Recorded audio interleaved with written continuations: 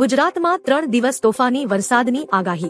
ગુજરાતમાં 30, 31 મે અને 1 જૂન એમ 3 દિવસ આંધી અને ગાજવીજ સાથે તોફાની વરસાદનું એલર્ટ જાહેર કરાયું છે. પંજાબથી પાકિસ્તાન થઈને અરબી સમુદ્ર સુધી ટ્રફ રેખા સર્જાવા અને 28 મેના રોજ વેસ્ટર્ન ડિસ્ટર્બન્સ સક્રિય થવાને કારણે આ સ્થિતિ સર્જાશે. આ દરમિયાન કલાકના 50 કિમીની ઝડપે પવન ફૂંકાઈ શકે છે.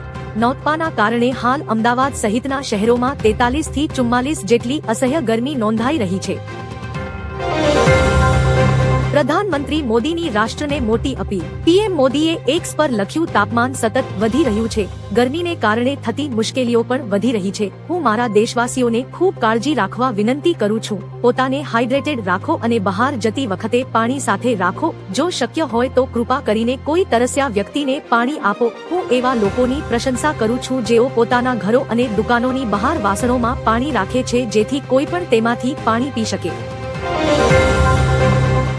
પેટ્રોલ ડીઝલના અંગે ઋષિકેશ પટેલનું નિવેદન. ગુજરાતના મંત્રી ઋષિકેશ પટેલે જણાવ્યું છે કે રાજ્યમાં પેટ્રોલ અને ડીઝલનો પૂરતો અનામત જથ્થો ઉપલબ્ધ છે. ભારત કે ગુજરાતમાં ઈંધણની સ્થિતિ ક્યારેય ખરાબ નહોતી, તેથી જનતાએ ગભરાવાની કે પેનિક થવાની કોઈ જરૂર નથી. તેમણે લોકોને સંગ્રહખોરીથી બચવાની અપીલ કરી છે. પરામર્શ સમિતિની બેઠકમાં પણ આ ખોટા ડરથી ઊભી થયેલી પરિસ્થિતિ અંગે જ વિગતવાર ચર્ચા કરવામાં આવી હોવાનું તેમણે સ્પષ્ટ કર્યું હતું.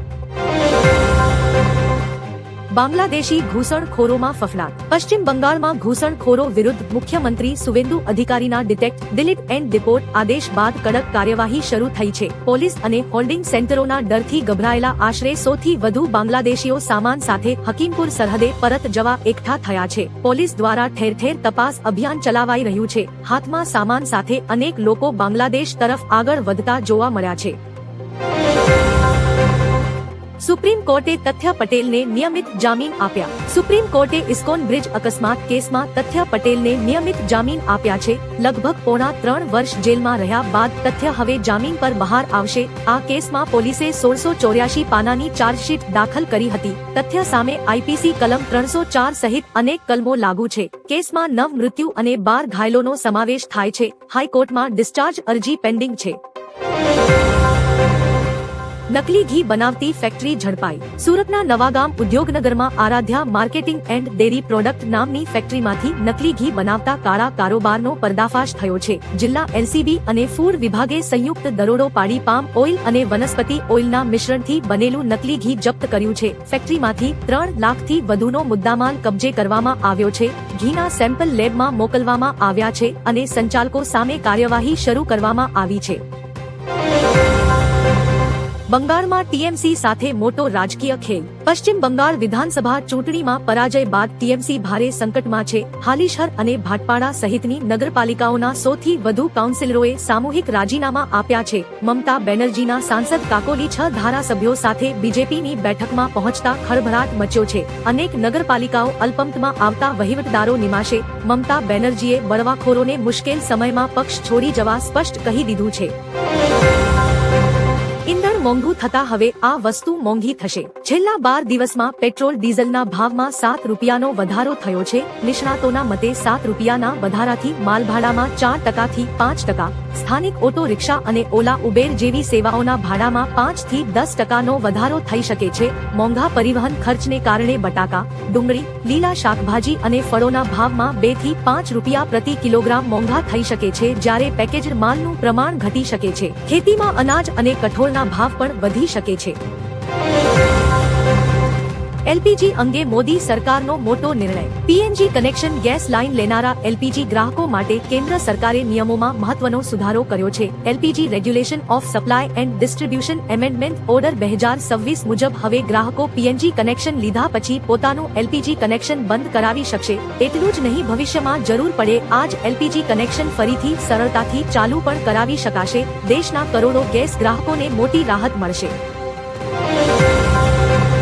તમિલનાડુમાં 14.25 લાખ ખેડૂતોનું દેવું માફ. તમિલનાડુના મુખ્યમંત્રી વિજય ખેડૂતોને મોટી રાહત આપતા દેવા માફીની જાહેરાત કરી છે. નાના ખેડૂતો માટે 50,000 રૂપિયા સુધીના અને મોટા ખેડૂતો માટે 5,000 રૂપિયા સુધીના સહકારી બેંકના પાક લોન માફ કરવામાં આવશે. આ નિર્ણયથી રાજ્યના 14.25 લાખ ખેડૂતોને સીધો લાભ મળશે અને સરકારી તિજોરી પર 2 કરોડ રૂપિયાનો બોજો પડશે. આ રકમ સીધી સહકારી બેંકોમાં ટ્રાન્સફર કરવામાં આવશે. સીએનજી ના ભાવમાં વધારો। પેટ્રોલ ડીઝલ બાદ હવે સીએનજી ના ભાવ વધારાએ સામાન્ય જનતાની ચિંતા વધારી દીધી છે। દિલ્હીમાં સીએનજી ના ભાવમાં પ્રતિ કિલો 2 રૂપિયાનો વધારો થયો છે, જેથી નવો ભાવ 81 થી વધીને 83 રૂપિયા પર પહોંચ્યો છે। આ અગાઉ 23 મે ના રોજ પણ કિંમતમાં 1 રૂપિયો વધારાયો હતો। ચાલુ મહિનામાં જ આ ચોથી વખત ભાવ વધારો ઝીંકાયો છે, જેના કારણે વાહન ચાલકોના ખિસ્સા પર મોટો બોજો પડ્યો છે। ગીરમાં બીમારીના કારણે 8 સિંહના મોત। ગુજરાતના ગૌરવ સમાન ગીરના જંગલમાં સિંહો પર ફરી મોટું સંકટ આવ્યું છે। ગીર પૂર્વ અને પશ્ચિમ વન વિભાગમાં કેનાઇન ડિસ્ટેમ્પર વાયરસ સીડીવી અને બેબેસિયા બીમારીના કારણે 5 સિંહબાળ અને 3 સાવજ સહિત 8 સિંહોના તડપીને મોત થયા છે। જસાધાર, બાબરિયા અને જામવાળા રેન્જમાં થયેલા આ મોતોને પગલે વન વિભાગ હાઈએલર્ટ પર આવી ગયો છે અને સિંહોને બચાવવા સઘન કામગીરી શરૂ કરી છે। મોદીની ટીકા કરતા ધ્રુવ રાઠી પર ભડકી અનુપમા। સિરિયલ અનુપમા ફેમ અભિનેત્રી અને ભાજપ નેતા રૂપાલી ગાંગુલીએ યુટ્યુબર ધ્રુવ રાઠીની પીએમ મોદી વિરુદ્ધની પોસ્ટ પર આકરા પ્રહારો કર્યા છે। ધ્રુવ રાઠીએ લખ્યું હતું કે પીએમ મોદી જ્યાં પણ જાય ત્યાં તેમને શર્મજનક સ્થિતિમાં મૂકવા જોઈએ। આના જવાબમાં રૂપાલીએ પીએમ મોદીને વિશ્વના સૌથી સન્માનિત નેતા ગણાવ્યા અને કહ્યું કે ભારતને વિદેશમાં બેસી દેશની મજાક ઉડાવનારા યુટ્યુબર્સની કોઈ જરૂર નથી।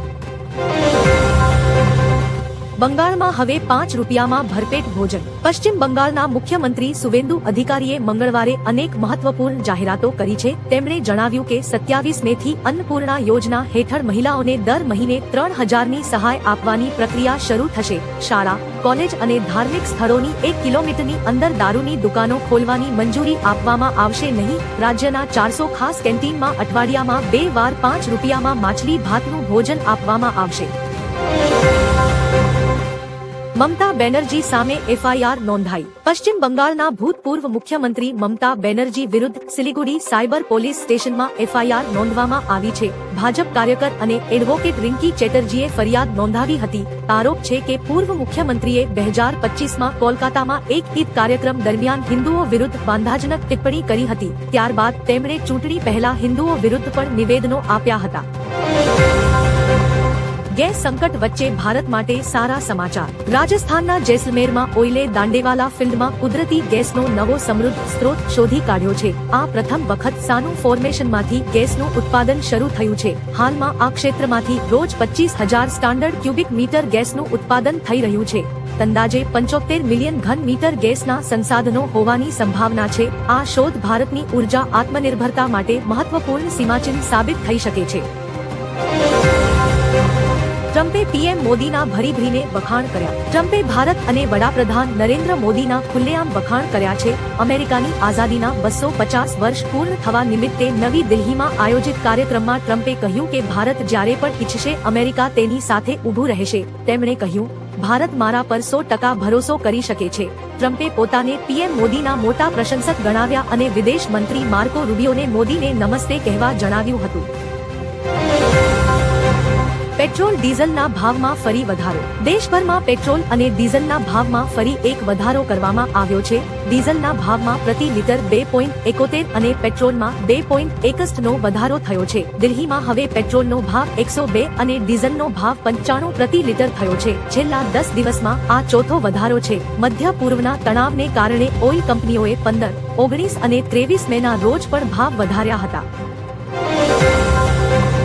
ભારતમાં 2 જૂન સુધી આફત। નૌતપા આજથી શરૂ થાય છે। 2 જૂન સુધી આકાશમાં આગનો વરસાદ થવાની ધારણા છે। હવામાન વિભાગે ચેતવણી આપી છે કે ઉત્તર પશ્ચિમ ભારતના ઘણા રાજ્યોમાં પારાનું સ્તર 48 ડિગ્રી સેલ્સિયસ સુધી વધી શકે છે। આજની તારીખે મહારાષ્ટ્રના વિદર્ભ ક્ષેત્રમાં બ્રહ્મપુરી દેશનું સૌથી ગરમ સ્થળ છે, જ્યાં તાપમાન 47 ડિગ્રી સુધી પહોંચે છે। હિન્દુ પંચાંગ અનુસાર સૂર્ય ભગવાન રોહિણી નક્ષત્રમાં પ્રવેશ કરે છે ત્યારે નૌતપા શરૂ થાય છે। પ્રધાનમંત્રીની ઈંધણ બચાવવાની અપીલના ધજાગરા। કચ્છમાં પ્રધાનમંત્રીની ઈંધણ બચાવવાની અપીલ વચ્ચે ભાજપે વિરોધાભાસી વર્તન કર્યું છે।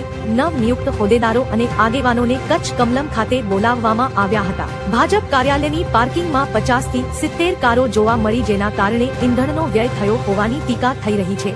આ ઘટનાએ સ્થાનિક સ્તરે ચર્ચાનો વિષય બનાવ્યો છે। જમનાબા વિદ્યાર્થી ભવનનું લોકાર્પણ। સુરતમાં શ્રી સૌરાષ્ટ્ર પટેલ સેવા સમાજ દ્વારા નિર્મિત જમનાબા વિદ્યાર્થી ભવનનું સીએમ ભૂપેન્દ્ર પટેલના હસ્તે ઉદ્ઘાટન કરવામાં આવ્યું છે. વાલક પાટિયા ખાતે આવેલા આ ભવ્ય વિદ્યાર્થી ભવનમાં 1000 વિદ્યાર્થીઓ માટે આધુનિક નિવાસ, એઆઈ રિસર્ચ લેબ અને અદ્યતન લાઇબ્રેરીની સુવિધાઓ ઉપલબ્ધ છે. આ અવસરે હર્ષ સંઘવીએ 31 ફૂટ ઊંચી અને 9 ટન વજનવાળી સરદાર વલ્લભભાઈ પટેલની પંચધાતુની પ્રતિમાનું અનાવરણ કર્યું હતું.